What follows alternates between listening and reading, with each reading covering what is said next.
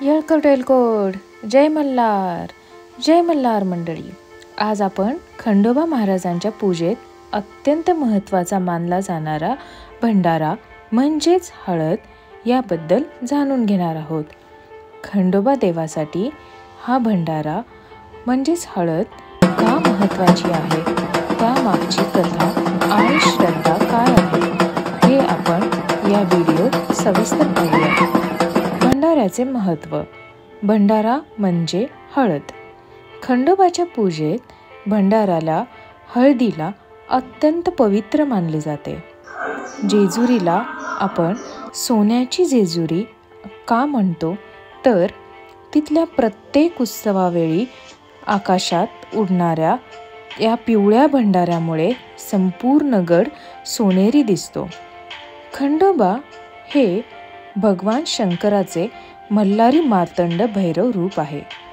मल्ल आणि मणी या असुरांचा वध केल्यानंतर विजयाचा आनंद म्हणून हळदीच्या भंडाऱ्याचा वर्षाव करण्यात आला. तेव्हापासून भंडाऱ्याला युद्धातील विजयाचे प्रतीक मानले जाते. भक्त खंडोबाला हळदीचा भंडारा अर्पण करतात. येळकोट येळकोट, जय मल्हार या जयघोषात भक्त भंडारा उधळतात. लग्न, गृहप्रवेश, नामकरण यांसारख्या शुभ कार्यात खंडोबाच्या नावाने भंडारा टाकण्याची परंपरा आहे. भंडारा म्हणजे संपन्नता, मंगल कार्यात आणि संरक्षणाचे प्रतीक. हळदीचाच पिवळा रंग म्हणजे समृद्धी, शक्ती आणि मंगल. खंडोबाच्या पूजेत भंडाऱ्याशिवाय विधी अपूर्ण मानला जातो. भक्तांच्या मते भंडाऱ्यात प्रत्येक कणात श्री खंडोबाचे आशीर्वाद असतात.